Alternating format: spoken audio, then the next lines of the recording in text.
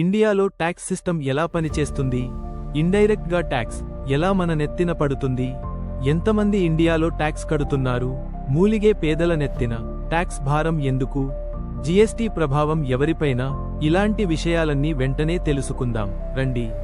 ఇండియాలో 2 రకాల టాక్స్లు ఉన్నాయి. మొదటగా డైరెక్ట్ ట్యాక్స్, అంటే మనం మన జేబులో నుండి నేరుగా ప్రభుత్వానికి చెల్లిస్తాము. శాలరీ, బిజినెస్, షేర్స్, కంపెనీ ఆదాయం పైన వేసే ట్యాక్స్, ఇవన్నీ డైరెక్ట్ ట్యాక్స్ కిందకు వస్తాయి. ఇండైరెక్ట్ ట్యాక్స్ లో జీఎస్టీ, పెట్రోల్, ఆల్కహాల్ మొదలైనవి ఉంటాయి. అయితే ఇండియాలో హై ఇన్కమ్ ఉన్నవారు 10% ఉంటే, మిడిల్ క్లాస్ వారు 20%, అలాగే పూర్ పీపుల్ 70% ఉన్నారు. మొత్తం పాపులేషన్ 140 కోట్లు ఉండగా, అందులో దాదాపు 4 కోట్ల మంది మాత్రమే ట్యాక్స్ కడుతున్నారు. అంటే మొత్తం జనాభాలో 3% ప్రజలు మన ప్రభుత్వానికి ట్యాక్స్ కడుతున్నారు. అయితే ఇక్కడ ఆశ్చర్యకరమైన విషయము ఏంటంటే, పేదవారే అధికంగా ట్యాక్స్లు కడుతున్నారు. ఆ విషయము వారికే తెలియదు. ఉదాహరణకి పేదవారు డైరెక్ట్గా ఎటువంటి ట్యాక్స్ పే చేయరు, కానీ జీఎస్టీ రూపంలో ఫుడ్, సోప్స్, ఫోన్ రీఛార్జ్ మొదలైన ప్రతిదానిపైన ట్యాక్స్ పే చేస్తున్నారు. సో ఈ ఇండైరెక్ట్ టాక్స్లు పేద, మధ్యతరగతి వారిపైనే అధికంగా ఉన్నాయి. ఈ సందర్భంలో చెప్పుకోదగ్గ అంశం పెట్రోల్, డీజిల్ పై ట్యాక్స్. పెట్రోల్ ధర 100 రూపాయలు ఉంటే, అందులో కేంద్ర, రాష్ట్ర ప్రభుత్వాలు కలిసి 60 రూపాయల వరకు ట్యాక్స్ వసూలు చేస్తున్నారు. శాలరీ నీ చేతికి రాకుండానే టీడీఎస్ రూపంలో ట్యాక్స్ కట్ అయి వస్తుంది. ఇది మనం అవాయిడ్ చేయలేము.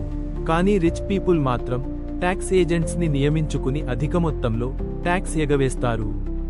అయితే వ్యవసాయంలో ట్యాక్స్ లేదు. 10 కోట్లు ఆదాయం వ్యవసాయంలో వచ్చిన రైతు కూడా ఎటువంటి ట్యాక్స్ కట్టాల్సిన పని లేదు. ఇది నిజాయితీగా కష్టపడే రైతులకి ఉపయోగమే. కానీ కొందరు దీన్ని కూడా ఉపయోగించి అడ్డదారుల్లో ట్యాక్స్ ఎగవేస్తున్నారు. అయితే ఇప్పటివరకు చెప్పుకున్న అంశాలు పరిశీలిస్తే మధ్యతరగతి వారే అధికంగా ఈ ట్యాక్స్ కి బలవుతున్నారు. అన్ని ట్యాక్స్లు, ఖర్చులు పోను వారికి మిగిలేది శూన్యమే. చిన్న వ్యాపారస్తులు కూడా ఈ ట్యాక్స్ బారిన పడి ఎంతో నష్టపోతున్నారు.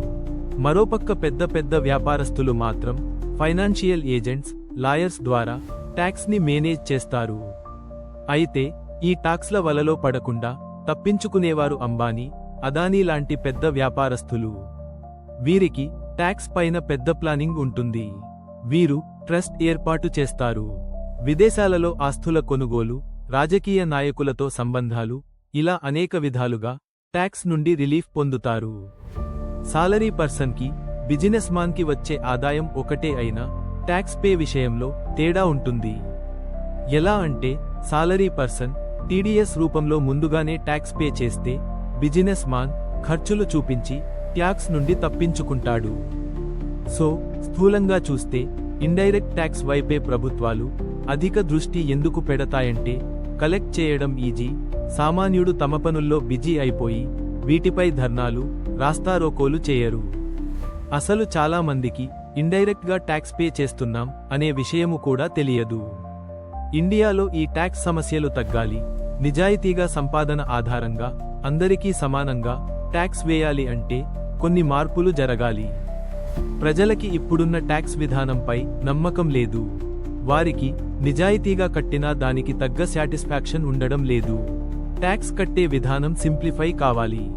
బ్యాంక్ డేటా ఆధారంగా ట్యాక్స్ ని అంచనా వేయాలి. దీనికోసం టెక్నాలజీ వాడాలి.